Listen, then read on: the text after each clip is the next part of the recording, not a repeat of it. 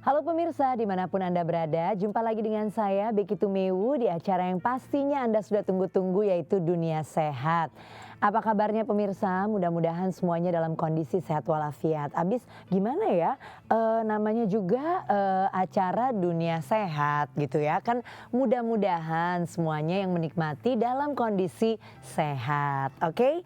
Nah pemirsa, pernah nggak kali ini nih kita akan membicarakan satu istilah, tapi saya ingin bertanya terlebih dahulu, apakah Anda pernah mendengar istilah Asperger Syndrome?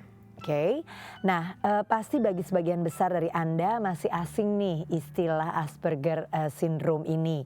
Dan kalau mau tahu, ternyata Asperger Syndrome atau sindrom Asperger ini merupakan salah satu tipe pervasive development disorder atau yang dikenal dengan PPD ya, di mana anak dengan autistik memiliki kesulitan berkomunikasi serta bersosialisasi dengan lingkungannya. Oke.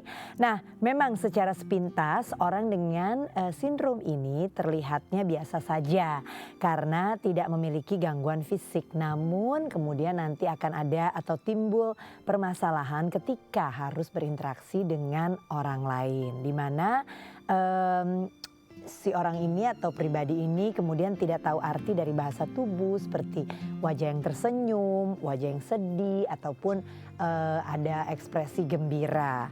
Nah, Dunia Sehat kita kali ini akan membahas mengenai Asperger Syndrome ini, dan bagi Anda pemirsa Dunia Sehat yang ingin tahu lebih dan juga ingin bertanya, boleh loh nanti telepon di 021 290 32644 atau bisa juga via Twitter kami, yaitu @daai_TV dengan hashtagnya Dunia Sehat.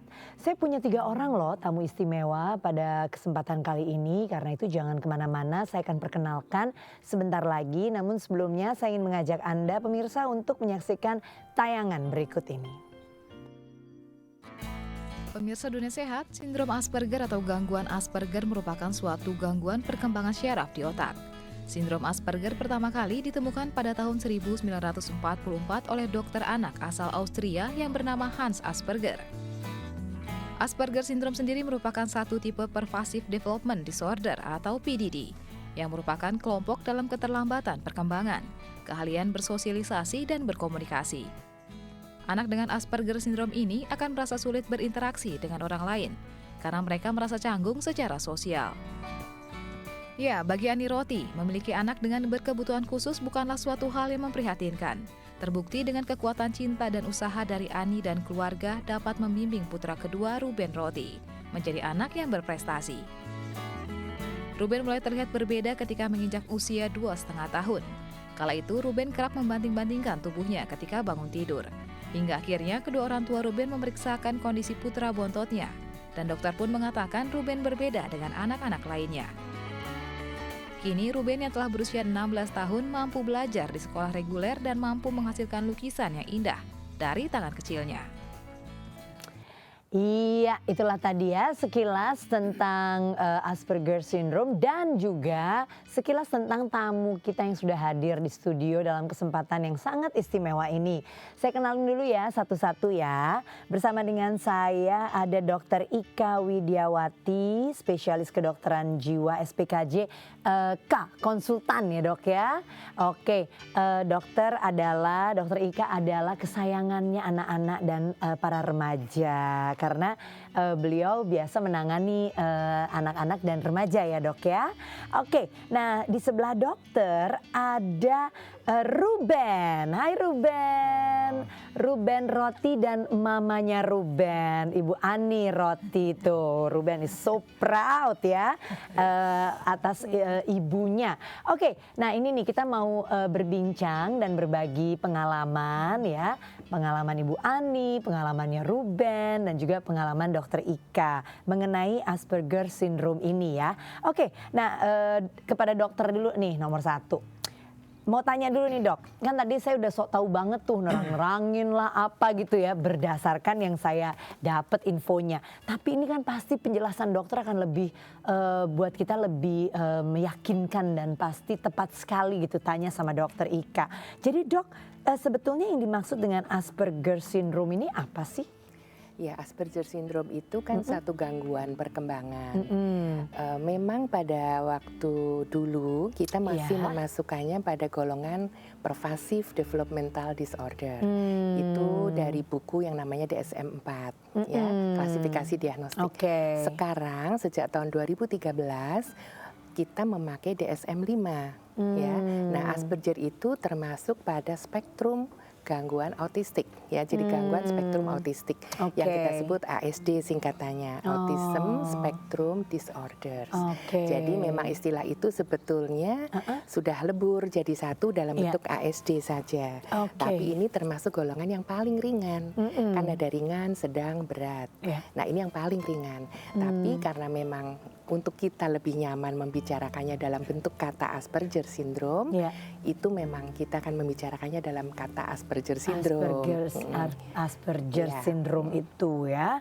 Oke, jadi tapi jadi ini bagian dari si ASD itu, tapi yang paling ringan. Oke, nah jadi kalau ditanya atau dicari tahu sebenarnya penyebabnya apa ya dokter? Sampai sekarang belum jelas ya. Memang banyak penelitian yang menjurus ke arah genetik faktor, entah dari ayah, dari ibu dan lain-lain. Memang katanya beberapa kasus ada yang kakak adik, yang mungkin satu autisme infantil, yang satu Asperger atau yang lain-lain. Tetapi juga bisa dari keluarga besarnya gitu ya. Cuman kita nggak bisa memastikan selalu itu dari genetik faktor. Bisa juga dari faktor kehamilan, ya.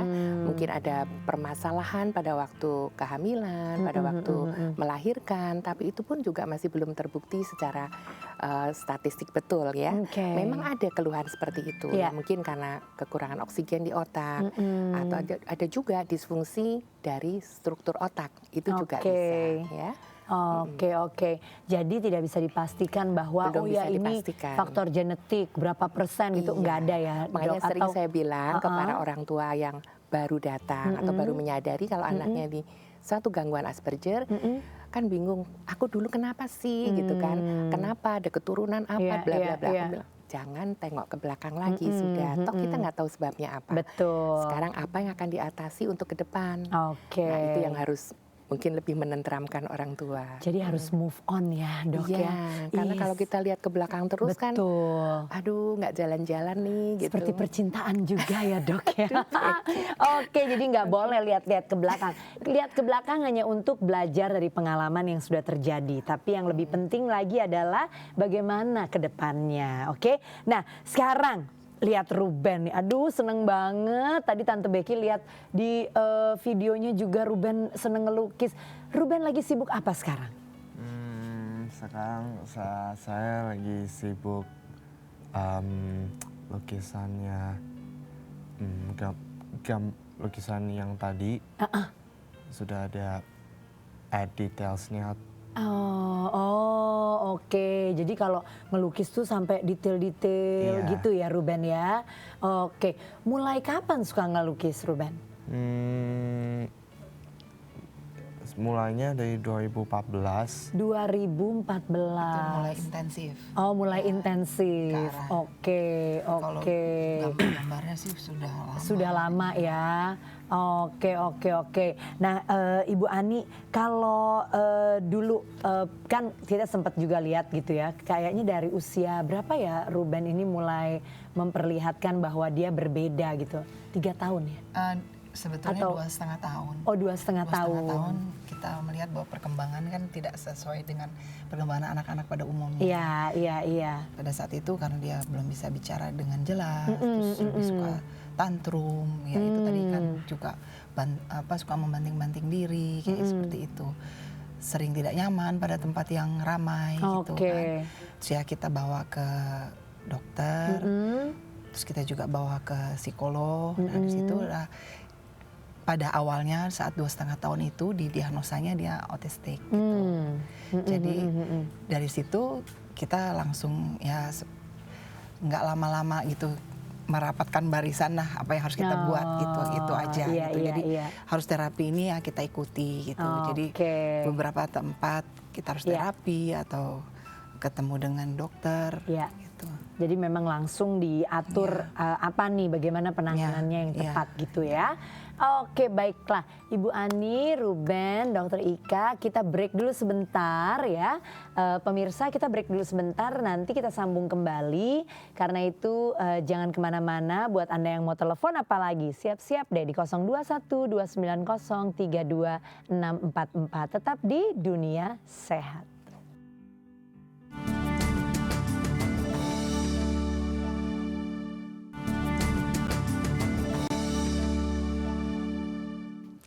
Ya pemirsa, kembali lagi ya di acara Dunia Sehat dan kita masih berbincang tentang topik kita hari ini yaitu mengenali Asperger Syndrome. Oke, buat Anda yang baru saja bergabung bersama dengan kami di depan televisi, yuk mari kita ngobrol. Ada 3 orang narasumber kami kali ini yang siap berbagi dengan Anda. Ada Dr. Ika Widiawati, ya, beliau adalah seorang psikiater anak dan remaja. Kemudian ada juga Ibu Ani Roti adalah mama dari Ruben. Ya, yang akan berbagi dengan kita mengenai Asperger Syndrome ini. Oke, balik lagi ya. Oh ya, dan untuk Anda silakan ya, siap-siap yang mau telepon di 021 290 32644. Oke, nah Dok, kembali lagi ya Dok. Jadi berarti memang Asperger Syndrome ini kita nggak bisa terkala ya, siapa bisa kena, siapa bisa nggak bisa kena gitu, nggak ada ya. Tetapi kalau memang diketahui kayak Ibu Ani kan tadi mulai bisa melihat adanya perbedaan itu di usia Ruben 2,5 tahun. Biasanya memang di usia berapa tuh dokter? Ya, kalau itu kita sebut ASD, itu memang dari awal tuh sudah bisa. Sebelum 1 tahun pun kalau memang gejalanya dominan atau bisa mungkin autisme infantil yang berat ya, itu pasti sudah kelihatan. Karena interaksi sosial, 2 arah, kok tatapan mata, nonverbalnya nggak jalan. Tapi kalau Asperger Syndrome itu biasanya agak besar sedikit. Jadi mungkin waktu kecil-kecil itu ya seperti tadi gangguan bahasanya, berbahasanya yang bermasalah, kemudian mungkin diagnosis masih autisme biasa, atau bahkan hanya ADHD gitu, gangguan pemusatan perhatian dan hiperaktivitas, atau gangguan belajar biasa seperti disleksia, atau bahkan kalau sudah yang paling ringan seperti hanya keanehan biasa, mungkin yang lain-lain gitu. Nah ini yang harus dicermati.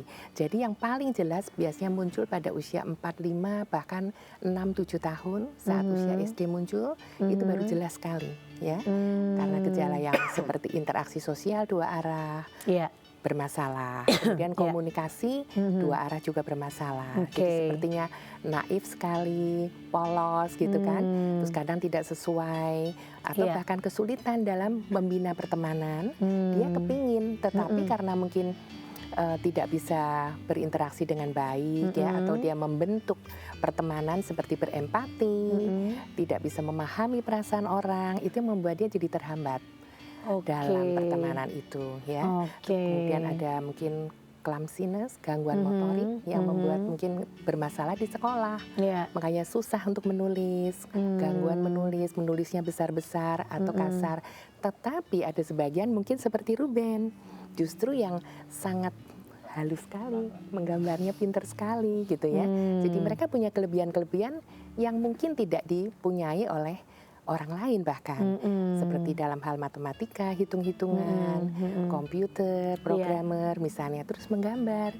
Beberapa kelainan memang justru menjurus ke arah positif, ya, kepandaian-kepandaian yang mungkin tidak dipunyai oleh justru anak-anak biasa gitu ya. Tapi memang skopnya kecil, jadi hanya satu sisi saja. Ya, Nah, kalau Ibu Ani sebelum mengetahui bahwa oh ya ternyata putra saya ini dikatakan punya atau Asperger syndrome ini ya, mengalami itu, Bu Ani udah tahu belum apa yang namanya Asperger syndrome itu? Ya pada saat didiagnosa itu saya memang terus terang belum mengetahui ya. Karena begitu kita dikasih tahu bahwa Ruben itu autistik, terus ya kita kan nggak memikirkan ini labelnya apa sih gitu. Jadi yang kita konsentrasikan untuk terapi anak ini dalam perkembangannya. Jadi sudah sekitar 14 tahun kan berarti kita menjalani terapi, terus masuk sekolah, masuk itu juga kita terus juga berkonsultasi dengan psikolognya gitu.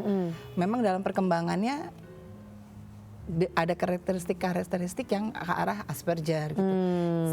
Kita pun juga sedikit Asperger begini ya, kita juga terus belajar gitu bahwa masuk ke kondisi yang mana gitu.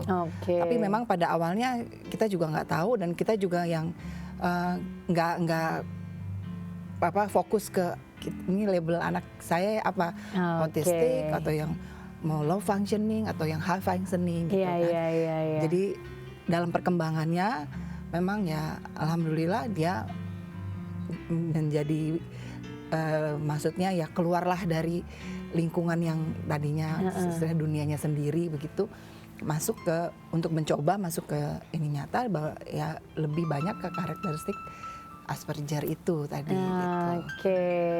Oke. Baik. Nah, Ruben, abis ini Tante Becky mau tanya-tanya Ruben ya mengenai hal yang pokoknya yang Ruben suka deh, mengenai melukis dan lain-lain. Tapi sebentar lagi karena kita mau break dulu nih, dan saya punya info sehat nih pemirsa untuk Anda, yaitu makanan yang mengandung omega 3. Apa aja sih? Ini dia. Pemirsa Dunia Sehat, pada masa anak-anak pemberian nutrisi berupa omega 3 sangat penting, terutama sebelum anak menginjak usia 5 tahun. Karena pada masa ini anak akan mengalami pertumbuhan otak yang sangat baik dan pesat. Berikut beberapa makanan yang menjadi sumber omega 3. Kacang kenari. Kacang kenari atau kacang walnut mengandung 1080 mg omega 3 per 100 gramnya. Selain mengandung omega 3, kacang kenari juga bagus untuk menjaga kesehatan jantung dan mata. Biji bunga flax. Flaxseed adalah biji atau benih bunga flax yang tumbuh subur di Amerika dan Kanada. Pada 100 gram biji bunga flax terdapat 106.817 mg omega 3.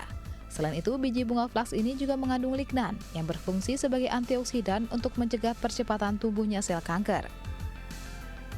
Kangkung memiliki manfaat sehat bagi tubuh. Dalam kangkung terdapat kandungan omega 3 yang baik untuk perkembangan otak anak dan juga serat yang baik untuk pencernaan.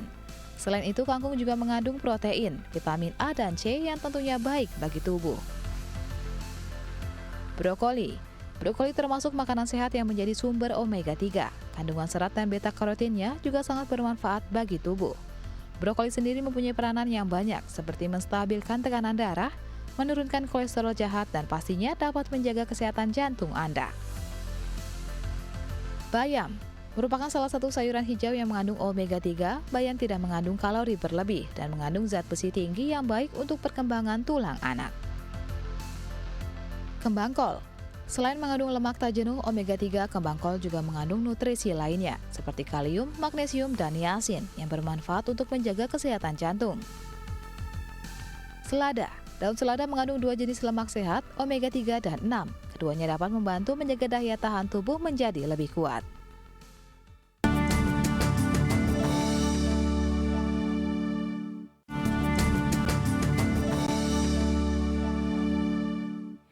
Ya pemirsa, kita kembali lagi di Dunia Sehat dan masih berbincang tentang mengenali Asperger Syndrome ya. Bersama dengan Ibu Ani Roti, adalah mama dari Ruben yang tadi pas break langsung ya kepengen gambar. Iya, dia sekarang sedang asik menggambar ya. Kemudian ada tentunya Dokter Ika yang juga akan menjawab pertanyaan-pertanyaan Anda kalau Anda telepon di 021 290 32644. Oke, nah sekarang saya mau nanya dulu nih sama Ruben. Ben, ini lagi gambar apa? Burung hantu. Oke, apa sih biasanya kamu senengnya tuh ngegambar apa, sayang? Saya sih suka menggambar yang lebih suka yang karakter, Karakter. yang dari movie dan Oh. game. Oh, oke. Jadi dari karakter-karakter dari movie, dari game gitu ya, suka ya. Selain ini nih gambar binatang Iya. gitu ya. Oke. Nah, selain menggambar ini, Ben suka apa lagi? Kalau di sekolah suka pelajaran apa? Saya suka pelajaran bahasa Inggris Oh, bahasa Inggris. Kenapa, Ben? karena itu supaya karena aku bisa paham bahasa Inggris, karena itu supaya belajar komunikasi aku. Dan kedua, saya suka Apa lagi selain itu? Bahasa Inggris, terus gambar, terus seneng apa lagi? saya suka itu Olahraga. Pelajaran apa? Enggak. saya suka art juga. Oh, art. Jadi art yang lebih lagi dari sekedar menggambar ya. Iya. Ih, pasti seru banget. Masukan Ruben memang ke sekolah yang ini ya, reguler ya. Ya, Oke. karena itu juga sempat sih kita juga waktu mulai dia TK juga memang sudah reguler terus. Tapi pas mau masuk SD apa kita berpikir bahwa bisa nggak dia masuk ke, karena dia juga belum bicara Iya. gitu, masih terbatas sekali kata-katanya Iya. dan untuk bersosialisasi dengan temannya juga masih sangat kurang. Ada keraguan itu ya pasti ada gitu, dan kekhawatiran lah nantinya gitu. Tapi ya kita tetap berkomunikasi dengan psikolognya. Terus apakah ini mungkin atau masuk sekolah khusus saja gitu. Kita malah yang dibilang, oh jangan, ini tendensinya Ruben bisa masuk ke sekolah reguler. Nah pada saat ini dibilangnya inklusi. Jadi Oke. yang menerima memang anak-anak berkebutuhan khusus tetap seperti itu gitu. Oh, Jadi iya, tidak iya, bisa iya. yang masuk sekolah yang memang tidak punya sumber daya. Betul, manusianya, harus ada ya. sumber daya Ya, khusus ya ya. untuk menangani. Karena tetap dia berbeda Ya, begitu. ya. Dan Ibu Ani selain sekolah juga ada aktivitas di sekolah Mandiga ya, Ya, terapi dia. untuk terapi-terapinya. Oke. Nah, dokter, sekarang nanya sama dokter Ika nih. Dok, Kak, sebenarnya kalau dikatakan seorang anak seperti Ruben misalnya yang mengalami namanya Asperger syndrome ini, apa sih yang terjadi sebetulnya di tubuhnya, di otaknya gitu, Dok? Iya, memang sampai sekarang kan belum diketahui pasti pula, tetapi memang dikatakan bahwa ada disfungsi pada bagian otak tertentu ya, Iya. penelitian-penelitian menjurus ke arah area frontal dan temporal ya dari area otak. Tetapi itu pun belum satu hal yang memastikan gitu. Oke. Nah, kedua juga banyak kondisi-kondisi tertentu yang di mana neurotransmitter atau gangguan pada neurokimiawi di pusat otak di antara dua ujung-ujung saraf itu ada cairan kan. Nah, di cairan tersebut katanya ada hiperdopaminergic. Jadi dopaminnya melebihi yang normal, produksi dopaminnya. Nah, kalau itu memang berlebihan sekali, tidak bisa diatasi dengan terapi-terapi biasa, yang mungkin terapi bicara seperti Ruben mengalami di masa kecil, atau terapi okupasi kalau memang ada kelainan motorik halus karena clumsiness-nya, atau dengan sensori integrasi karena nggak bisa mengintegrasikan sensorik dan motoriknya, atau terapi remedial untuk konsep belajar, kita mungkin memerlukan terapi medikasi. Dan itu tujuannya memang untuk supaya hiperdopaminnya menjadi stabil kembali, tidak berlebihan. Karena cairan itu kan yang membuat impuls pesan dari ujung saraf satu menyeberang ke ujung saraf lain. Jadi tangan saya bisa bergerak, mulut bisa bicara, mata bisa melihat. Itu kan karena kondisi ini, impuls pesan yang nyambung sampai ke ujung-ujung jari saya, ke mata, ke mulut gitu. Nah, pada kondisi ini itu yang tidak terjadi, sehingga kayaknya kontaknya putus kan. Apalagi kalau dia punya interest khusus misalnya. Kayak hanya satu arah saja kalau komunikasi. Kita ngobrol, nah mungkin dia hanya bicara yang dia suka gitu. Iya.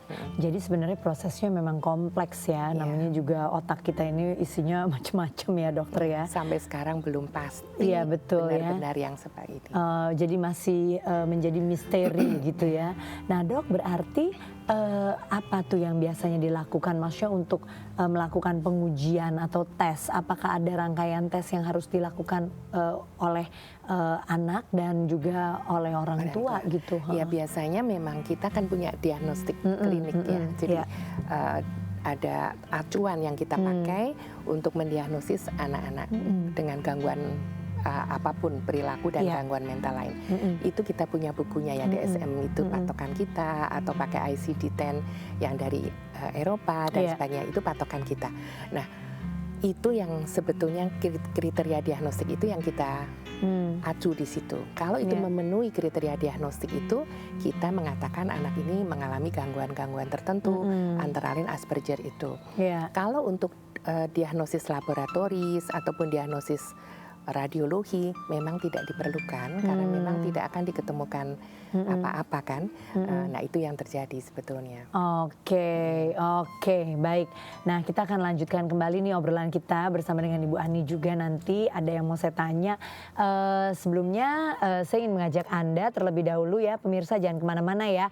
Nanti pokoknya balik lagi di dunia sehat. Nah, apalagi sekarang saya mau ajak Anda untuk mengikuti info sehat berikut ini, yaitu tentang melatih daya ingat anak usia batita. Ini dia.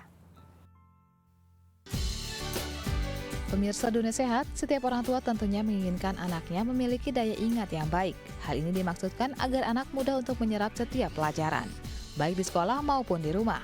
Berikut beberapa tips untuk melatih daya ingat anak usia batita. Membangun komunikasi yang baik. Biasakan untuk mengajarkan anak membangun komunikasi dengan baik. Anda dapat memulainya dengan menanyakan beberapa kegiatan yang telah dilakukan si kecil hari itu. Hal ini bertujuan agar anak mengingat hal yang telah ia lakukan. Arahkan untuk melatih organisasi dirinya. Hal ini dapat dimulai dengan hal sederhana, seperti menaruh barang miliknya dalam kategori tertentu dan tempat tertentu.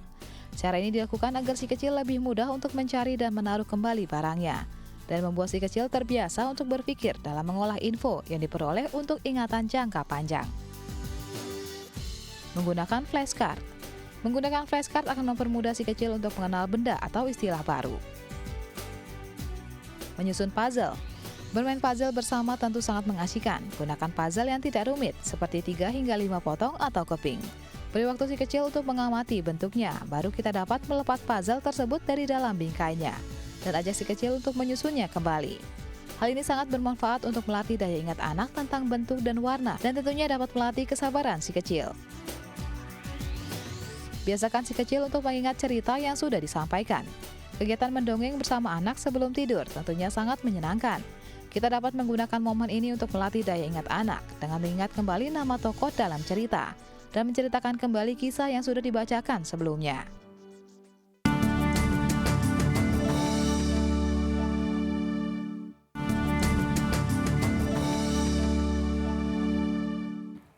Ya pemirsa, kita lanjutkan kembali obrolan kita bersama dengan Dr. Ika, Ibu Ani dan juga Ruben ya, mengenai Asperger Syndrome ini. Oke, Bu Ani saya mau tanya, jadi gimana tuh Bu Ani dulu kan, kalau saya kan ngelihat Ruben sekarang kan ya menurut saya dari segi komunikasinya sangat baik gitu. Bahkan udah bisa menegur, halo tante ya, kenalan dan lain-lain. Ada eye contact dan lain-lain. Nah gimana tuh, dulu nggak begini? Dulu nggak begini. Oke. Untuk bicara juga saya yang harus mulai duluan. Pulang sekolah saya yang tanya, tadi ada apa? Kalau tanya juga, kalau dia bertanya hanya satu kata gitu ya. Jadi kita yang harus berinisiatif. Kalau kita ngomong sesuatu, nanti dia bisa ya dia tinggal. Jadi memang nggak waktu untuk bicaranya dengan kita berkomunikasi juga pendek sekali. Oke. Ya, gitu waktu itu. Oke. Nah kemudian apa yang dilakukan dan apa kuncinya sih sebenarnya? Apakah harus ya pasti kan setia gitu ya mengerjakan ininya gitu ya, treatmentnya atau nah gimana tuh Bu Ani, mungkin bisa diceritain? Ruben memang waktu itu kegiatannya memang agak padat ya, karena kita juga melihatnya ya berdasarkan yang disarankan oleh dokter dan psikolognya dan juga di tempat terapinya, dia harus terus diulang terus juga yang kalau perlu teratur gitu. Jadi ada kejelasan jadwal-jadwalnya dia apa yang dia harus dia lakukan ya. Dan ya, memang dengan segala cara ya kita pakai, dan memang anak-anak seperti ini pada umumnya kan memang kuat di visual. Jadi kita berkomunikasi memang pada awalnya banyak dengan secara visual. Jadi waktu dia pertama kali sekolah, saya minta izin sama guru kelasnya, saya bawa mau foto teman-temannya. Jadi nanti di rumah yang saya kenalkan, nih teman kamu namanya siapa gitu. Jadi mulai dari situ. Terus waktu masih awal sekali, masih usia 3 tahun, dia papa mama juga nggak ngomong kan. Jadi ya kita fotoin ya, kasih ke tempat terapinya, ini papa mama atau ini kakaknya, pokoknya orang sekitar lingkungannya, neneknya atau apanya gitu. Jadi dia berarti di situ. Terus dia mulai, ya kita selalu ajak dia kemanapun. Jadi nggak yang cuman di rumah aja. Memang harus lihat keluar, dan nantinya kan juga kita berharap dia masuk ke situ. Betul. Di luar itu. Nah. Betul. Oh, jadi memang ada cara-cara tertentu lah ya untuk membantu Ruben supaya bisa membangun konektivitas juga dengan yang awal dulu adalah keluarga, kemudian juga teman-teman gitu ya, Bu Ani ya. Oke, baik Dok, kita ada penelpon, kita angkat terlebih dahulu. Mungkin ada yang mau tanya sama Bu Ani atau mau sama dokter juga nih. Halo, selamat siang, dengan siapa ini? Iya, dengan Ibu Suli. Ibu Suli di mana, Bu? Rawamangun, Jakarta Timur. Rawamangun. Oke, Ibu Suli di Rawamangun. Apa yang mau ditanya, Bu? Mau tanya sama dokter Ika atau mau tanya sama Ibu Ani? Silakan, Ibu. Saya mau bertanya dulu sama dokter Ika ya. Ya, silakan. Selamat pagi, Dok. Selamat pagi. Menjelang siang. Gini, dokter, saya kebetulan anak saya didiagnosa autis. Ya, sekarang sudah 14 tahun usianya, Dok. Iya. Saya tetap menjalankan terapi dari usia 2 tahun. Kebetulan mungkin saya pernah satu terapi dengan Mama Ruben, namanya Arum. Oh, Arum. Masih ingat Mama Ruben? Ingat. Di Mandiga dulu. Iya, Mandiga. Di Mandiga. Oh, Iya. oke. Temennya Ruben nih. Iya, tapi kebetulan saya melihat bakat anak saya itu terlihat bukan di lukis, di sport gitu. Nah, tapi dengan catatan saya tuh, anak saya tuh gini, Dok, suka on off gitu di sport itu. Kadang dia mau di di renang, kadang dia mau di bidang lain gitu loh. Jadi gimana caranya dia supaya gimana ya, Dok ya, jadi maksudnya biar dia mantep gitu loh. Kayak Ruben kan udah kelihatan dari umur 14 tahun 2014 melukis gitu loh. Tapi saya terus arahkan terus, Dok, gitu. Mohon bantuannya gimana caranya, Dok. Oke, Ibu Suli, sebentar. Dokter ada yang mau ditanyakan terlebih dahulu pada Ibu Suli? Iya, Bu anak Suli ini kan sudah menginjak remaja ya, Ibu. 14 tahun, ya kan? Nah, pada posisi ini, selama ini selain sport gitu, ada minat khusus lain mungkin? Oh, saya pernah coba, Dok. Waktu itu kan dia LCT-nya memukul-mukul benda di tangan gitu ya, Dok ya. Kadang-kadang dia ambil botol, dia pukul-pukul gitu, Dok. Saya pikir itu dia ngasih signal saya dia main drum. Iya. Nah, saya pikir itu saya masukkan les Yamaha drum. Tapi itu berjalan 1 tahun, dia mau. Terus tiba-tiba saya sampai beli alatnya gitu ya, segala macam ya. Di rumah buat memfasilitasi itu, tapi berjalan dengan waktu dia tidak suka itu loh, Dok.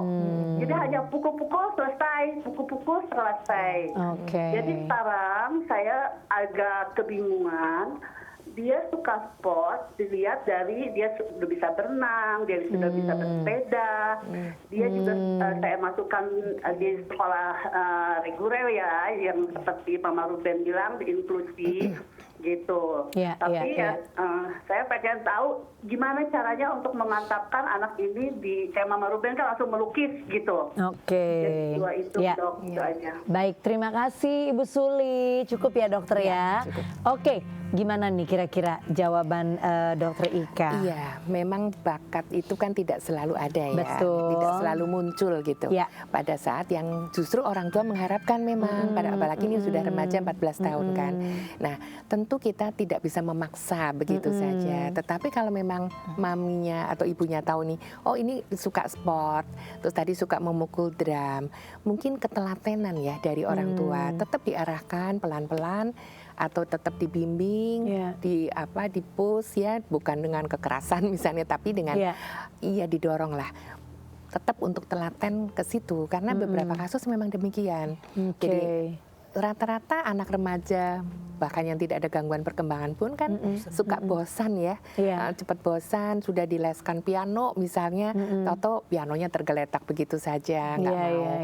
Nah mungkin kita yang sedikit mengarahkan, tetap telaten, mungkin ada bosannya iyalah gitu kan, tapi kembali lagi ke situ, siapa tahu memang bisa ya, karena memang kita tidak tahu persis ke arah mana sih gitu kan, karena penelitian ataupun tes-tes psikologis juga masih agak sulit ya untuk menentukan anak ini berbakat di mana gitu.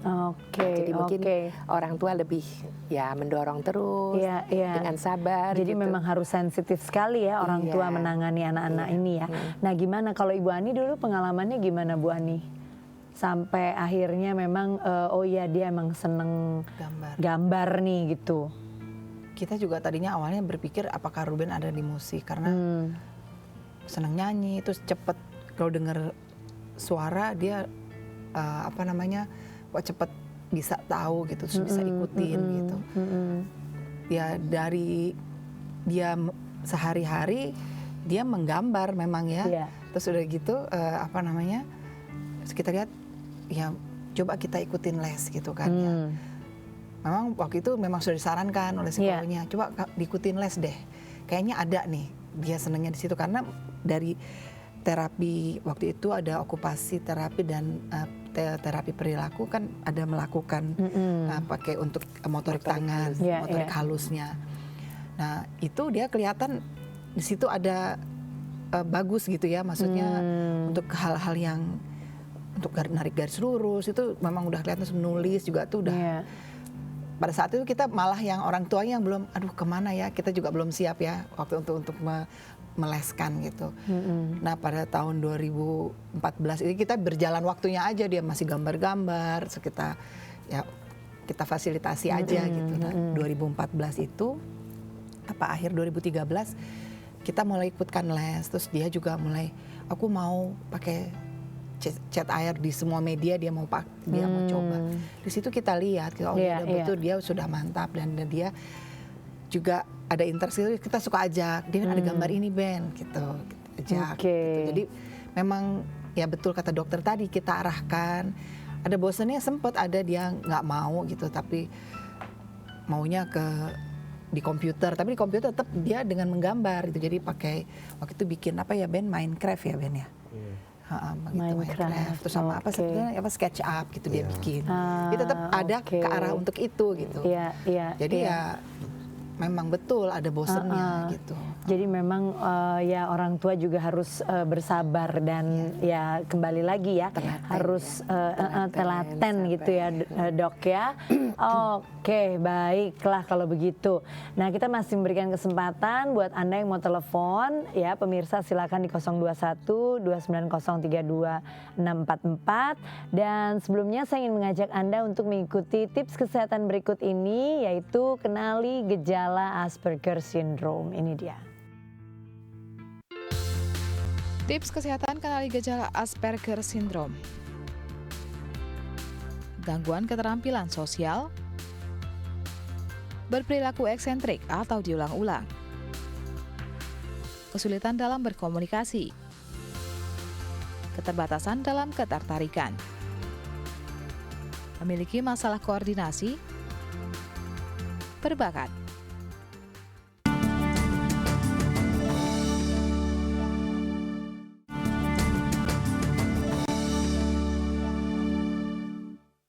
Ya, pemirsa, kita lanjutkan kembali obrolan kita mengenai mengenal Asperger Syndrome ya. Dan bersama dengan Ibu Ani, mamanya Ruben, dan juga Dr. Ika. Dr. Ika Widiawati, SPKJK, konsultan, tapi lebih dikenal sebagai seorang psikiater anak dan remaja. Oke, sekarang Tante Becky mau lihat nih gambarnya Ruben. Soalnya kayaknya udah rampung, udah ditanda tangan lagi. Wow, coba boleh ditunjukin gini Ben ke kamera yang ini Ben. Nah tuh ya, tuh gambarnya, dan kalau diperhatiin nih gambarnya detail banget loh ya. Tuh ada matanya si burung hantu ini ya kan, kayak dia masih ngantuk deh Ben. Tuh. Ya, burung hantunya coba. Ya, oke. Terus si Ruben nih punya gambar-gambar, dibikin kalender nih. Mana Ben? Boleh nggak lihat? Tante Becky mau kasih tunjuk nih sama ini teman-teman yang lagi nonton. Oke. Ya, nah tuh dia. Oke, ya duduk sebelah mama dulu. Nah, mana aja tuh? Oh ini gambarnya. Oke, kemari lagi nih Ben, kesini tuh ya. Oh ini tuh ya. 2015. Oke, ini temanya apa nih waktu 2015 nih? Alat transportasi. Oh, alat transportasi. Tradisi Indonesia. Tradisional Indonesia. Karena itu tadi ada sampan, ini ada ini dia yang paling aku kenal nih. Bajai. Ini kalau dari Daai nih ke rumahnya Ruben Bintaro naik bajai gemeter turun-turun ya. Oh ini beca. Oke, terus ada siapa apa lagi tuh? Oh ini kapal, tapi kapal khas kita nih Dok ya. Tuh ada penyeimbangnya. Terus ada apa lagi tuh? Oh, pedati ditarik kerbau ya. Oh oke. Oh jadi ini 2015. Kalau 2016 kayaknya Tante Becky lihat kayaknya temanya makanan khas Indonesia tuh. Iya. Diawali dengan sate ayam, sate Madura tuh. Coba dikasih lihat. Itu mah udah favorit Tante Becky banget tuh ya. Oh itu sate ayam Madura. Terus yang berikutnya apa tuh? Ini kayaknya tukang bakso deh. Ya. Presiden Barack Obama aja doyan makan bakso. Ada orang yang makan pula ya. Oke. Ada Obama pernah makan bakso. Pernah nasi goreng. Obama dulu gedenya di Menteng, Ben. Dulu masih kecil ya. Waktu masih kecil ya.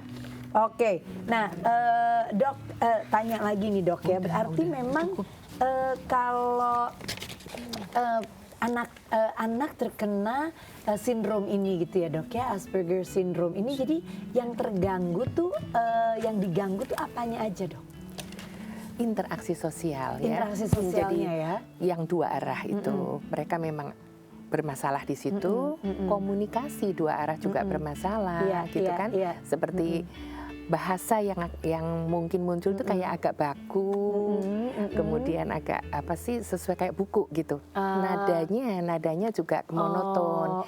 Memang itu tidak seperti itu Ruben ya. Ruben ini termasuk yang sangat ringan, yang cukup interaktif mungkin gitu. Penanganannya tepat gitu ya Dok ya. Dan memang harus diingat ringan sedang beratnya. Itu nomor satu. Terus EQ tergantung juga kan.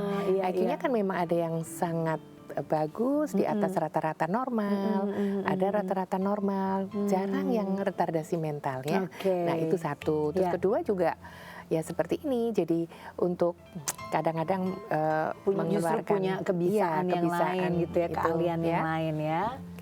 Oke. Nah ini ada penelpon lagi. Kita angkat nih penelpon, kayaknya penelpon terakhir di acara kita kali ini. Halo, selamat siang, dengan siapa nih? Selamat siang. Siang, dengan siapa? Iya, Ibu Edith dari Bogor. Oke, Ibu Edith dari Bogor. Apa Bu yang mau ditanya? Boleh secara singkat aja Bu. Ke Dokter Ika. Ya, Dokter Selamat Ika. siang Dokter. Selamat siang. Iya. Saya ada masalah dengan cucu saya, berumur 6 tahun. Dan komunikasinya hanya satu arah. Yang mau saya tanyakan, harus terapi di mana, dan sekolahnya di mana, dan apakah bisa normal kembali? Oke. Baik, kalau begitu Ibu Edith ya, cukup ya dok ya, nggak perlu ditanyain lagi. Karena itu mesti Iya. Terima kasih.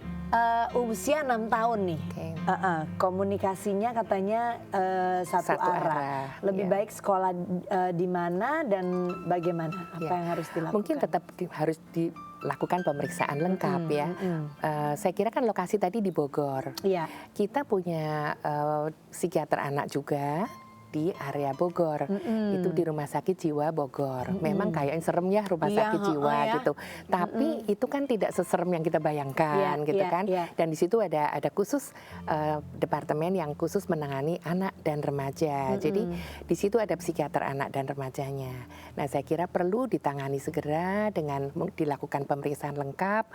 Apakah memang memenuhi kriteria Asperger ini atau gangguan yang lain, kita belum tahu persis ya. Jadi itu dulu yang mesti dicari tahu. Kalau nanti sudah tahu baru kemana sekolah, kemana mesti terapi gitu ya.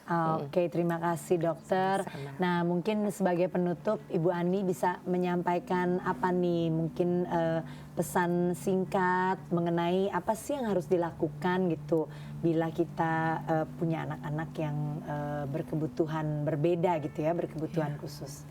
Yang saya ingin sampaikan adalah bahwa memang kita harus sabar sih ya, nggak secara instan kita lihat anak itu berubah gitu, dan yang ya tidak membanding-bandingkan dengan anak-anak kita itu dengan yang sama-sama yang lainnya, karena itu tadi karena setiap anak berbeda-beda gitu, memang butuh kesabaran sekali gitu bahwa kemajuan apapun yang mereka buat itu juga sudah luar biasa lah, itu aja.